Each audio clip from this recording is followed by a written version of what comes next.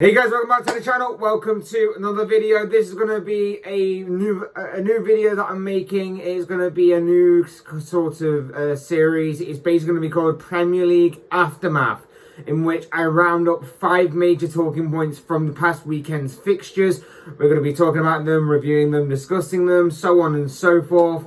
I know a very sick and new and original idea, but let's just go along with it and see how it goes, shall we?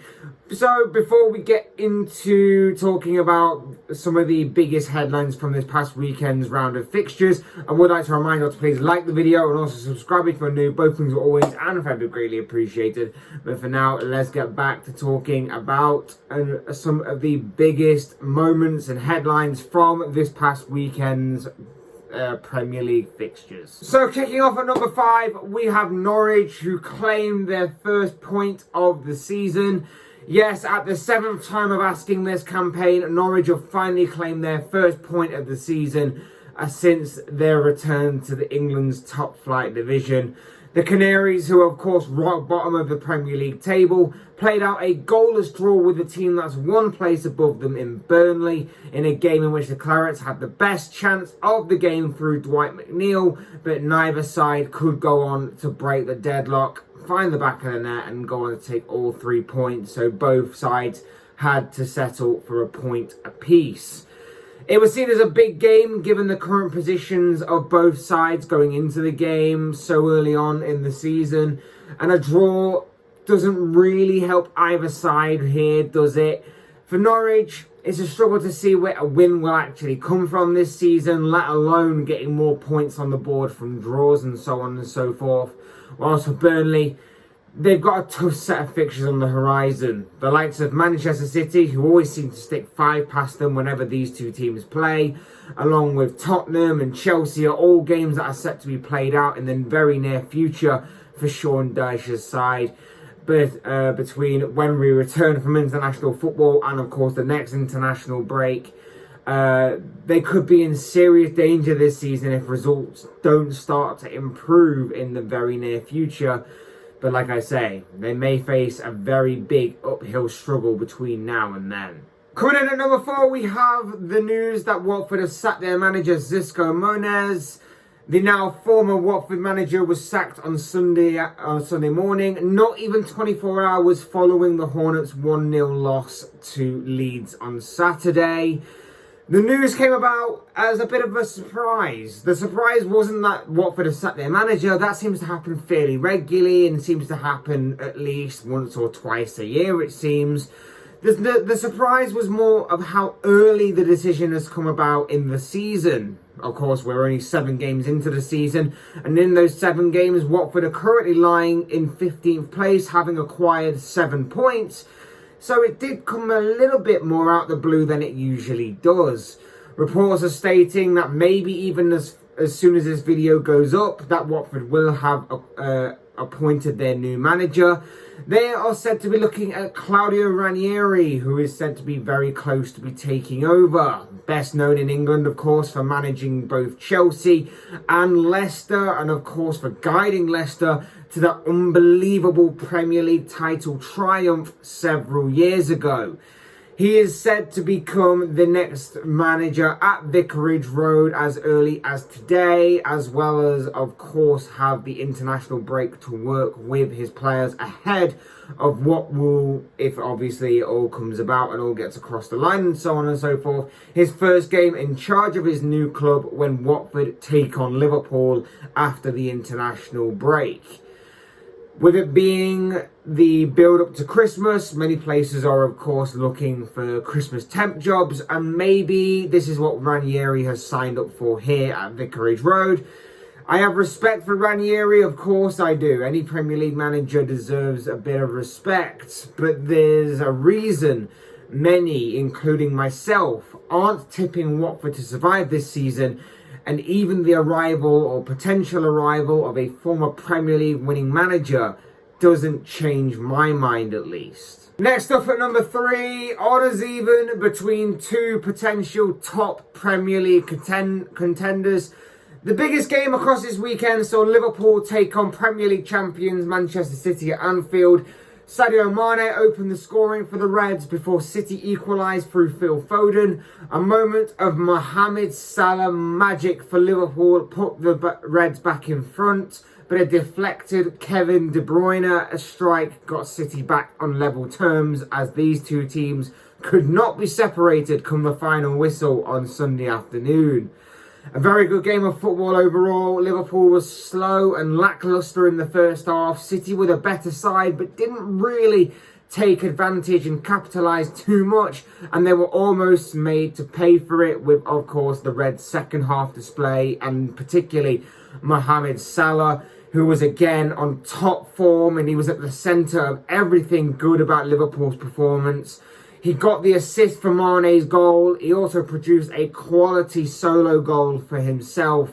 As far as consistency and form goes right now, is there anyone in the Premier League or even maybe world football that is playing better than Mohamed Salah right now? I don't think there is, in all honesty. Put some respect on Salah's name. But overall, the Reds weren't great here. The midfield was below average. The midfield didn't really cover themselves in much glory throughout the entirety of this game. Liverpool certainly missed Trent Alexander-Arnold as well at right back, and they gave away a couple of easy goals, in my opinion. I think that the Reds defensively could have done better to stop City from scoring those two goals in particular. But on the upside, the Reds, despite not playing amazingly well, do remain unbeaten against a top rival and a top side in City. And speaking of City, Guardiola, of course, he was fuming that James Milner wasn't sent off for a second bookable offence. Milner, of course, was playing a very risky game up against Foden in the right-back position, covering for Trent Alexander-Arnold, of course. And after picking up the usual and typical yellow card that he always seems to accumulate game in, game out, he was always walking a bit of a tightrope. And after tripping, I believe it was Bernardo Silva in the second half, Pep was very angry that the referee didn't show Milner a second yellow card. And moments later, Milner was subbed off by manager Jurgen Klopp. Liverpool and City settle for a point apiece. The Reds remain unbeaten, but it's been a great week for Chelsea, who of course now sit top of the table going into this international break. Penultimately on this list, we're going to be talking about Chelsea, seeing as we've mentioned them and how they went top of the league. The Blues were in action on Saturday afternoon against Southampton, and they came out as 3-1 winners, with Chalobah, Timo Werner and Ben Chilwell all getting on the score sheet as Thomas Tuchel's side got back to winning ways following what was seen as a bit of a difficult week for the Blues in both the Premier League and the Champions League. The Blues didn't have it all their own way though in this game. They were made to work for it for about 3/4 of the match or so, but then late on in the second half, the Southampton captain and goalscorer on the day in James Ward-Prowse was shown a red card for his challenge on Jorginho, which was originally given as a yellow card, but thanks to VAR's interference, the decision got changed and he was then sent off. And then after going down to 10 men, the Saints caved in. Chelsea struck twice to put the game beyond all doubt and to claim all 3 points. Following the result, the Blues have enjoyed putting their feet up and watching two of their biggest rivals, like I've just mentioned, in both City and Liverpool, battle it out on Sunday. Thomas Tuchel's side go into the international break top of the table, and they're looking strong and resilient right now. This past week was tough, but Manchester City and Pep Guardiola mastered their game plan against them, and that's why they ended Chelsea's unbeaten start to the season. And the game against Juventus midweek was a very bad day at the office for the Blues. But like I say, they needed this win. They needed to get back to winning ways by any means necessary, by any means how. And they certainly did exactly that. And you've got to say that looking ahead at their next batch of fixtures, they look very likely to remain top of the league as well. Up until the next international break, Chelsea have got games against the likes of Brentford, which will be arguably the toughest game of this group of fixtures. But then the Blues are still favourites to win that game anyway. But then you look ahead and you think, Well, they've got Norwich coming up, they've got Newcastle, Burnley, all potential relegation candidates, all near the bottom of the table. And between now and the next international break, that's all the fixtures that they've got coming up. So it's likely that we could be seeing Chelsea remain top of the table for the very near future. Of course, you add a couple of Champions League games and a couple of League Cup games in the mix as well. That may cause Chelsea to rotate a little bit and may cause a little bit of concern, but it's only minor concern for a squad that is as strong and as deep as what Chelsea's is. So it does look rather favourable for Chelsea going forward, that they will remain top of the table for at least the very near future. And finally on this list, as the top talking point from this past weekend's Premier League fixtures, is that age-old question at Manchester United. Are you Ollie in or are you Ollie out?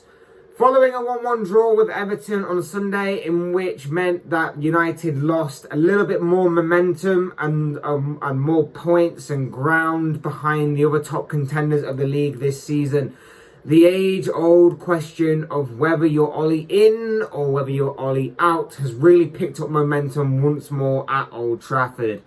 Things seem to be going well for United during the game. Anthony Martial scored to break the deadlock. United looked decent going forward, even without Cristiano Ronaldo in the starting 11, who started on the bench for this game. And whilst Everton did pose a threat, goalkeeper David De Gea was pretty much equal to everything that the Toffees threw at him. But then things turned in the second half through a swift counter-attack from Everton, in which they scored an equaliser through Andros Townsend.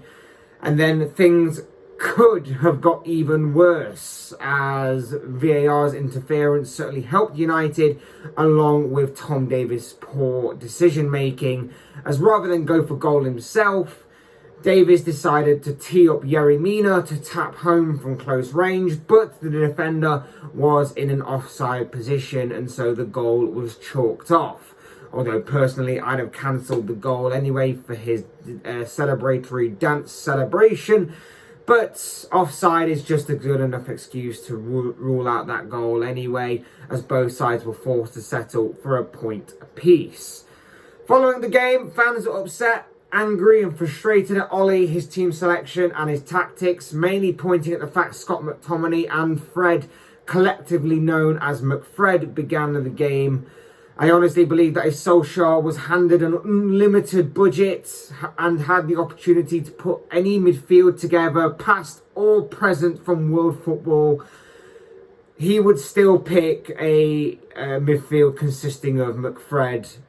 He definitely would. He could have any option in midfield from football of its current time or in a previous era, and he would still go with McFred. There also doesn't appear to be a future at Manchester United for Donny van de Beek. He again was basically a bench warmer, a £40 million bench warmer this weekend once again. But overall, this is another game in which, on paper, United should have been winning and continuing to make this statement that they are genuine title contenders. But again, Everton thwarted that, and United possibly were the makers of their own downfall in this game. Because, okay, Everton aren't a bad team. They've got a good manager in Rafael Benitez, but they were missing some key players on the day, and the Red Devils failed to take advantage of that. And I look ahead to the games that they've got coming up against the likes of Leicester, Liverpool, Tottenham, Manchester City, all within the next month alone. And honestly, it's going to be an extremely tough month for United. Add Champions League football into the mix as well. It's possible that things may get even worse for Ole Gunnar Solskjaer and Manchester United going forward. It's a massive, massive, massive month ahead for the Red Devils. The only thing I will say to caveat this is that every time the pressure has really turned up on United and on Solskjaer during his reign as manager there, he manages to some way, somehow get big results when it matters most from absolutely nowhere. It's happened time and time again whenever his job has seemingly been in jeopardy, and it's possible that it may happen once more. Either that, or maybe this time, his 9 lives are up. and he's run out of lives and second chances, but only time will tell on that score. But of course, these are just the thoughts, comments, opinions, predictions, whatever you want to call it, of this guy. I want to know what you guys think. What do you make of the major talking points from this past weekend's round of Premier League fixtures? What do you make of Norwich getting their first point? The sacking of Watford manager Xisco Muñoz? What do you make of Liverpool and Manchester City, title contenders this season, and the game on Sunday? What do you make of Chelsea being top of the league going into the international break? And finally, are you Ollie in or are you Ollie out? It'll be all interesting to see your thoughts, comments, opinions, predictions, whatever you want to call it, down below in the comments section on any of these topics. I'm sure it will all make for interesting reading. Otherwise, hit that like button on the way up if you enjoyed the video. Subscribe if you're new or want to see more content like this. Both things are always and forever greatly appreciated. And as always, thank you all so much for watching and listening. I've been Fletch. This has been a Premier League aftermath fallout roundup show, whatever you want to call it. And I will see and speak to you all again soon in another video.